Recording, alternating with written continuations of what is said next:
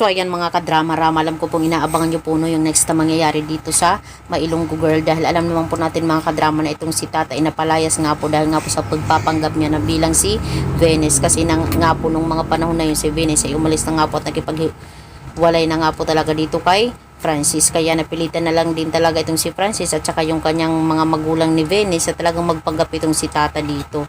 At alam naman po natin na napalayas nga po siya dahil nga po sa kanyang pagpapanggap, at dahil nga po talaga dito mga kadraman, hindi po ba talaga tayo napapa-question kung sino po talaga yung totoong tatay ni Tata, di ba? Alam ko mga kadrama na meron po talagang twist itong si director dito sa episode na to. Possible talaga itong si Tata ay anak ni Sir Gob. Possible nagkaroon ng relasyon itong tatay ni Tata na si Sir Gob noon at si Tata yung naging bunga ng kanilang pagmamahalan. Charot, di ba?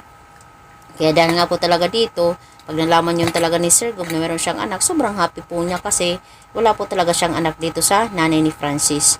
Kaya itong si Sir Gob, possible sabihin niya na hindi pala ako baog mahal, 99% match ang DNA namin ni Tata. Anak po siya.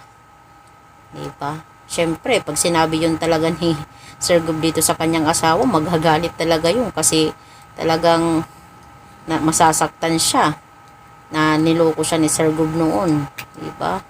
Alam kong hindi yun madali mga kadrama, pero sa bandang huli ng revelasyon ay masasabi po talaga yun ni Sir Gob. Hoping nga po talaga ay matanggap din talaga siya ng asawa ni Sir Gob, diba? Dahil sobrang bait naman talaga ni Tata if ever man sila ay mag-ama, diba? So yun lang po mga kadrama, maraming salamat again. Abangan na lang po natin yung scenario na mangyayari dito.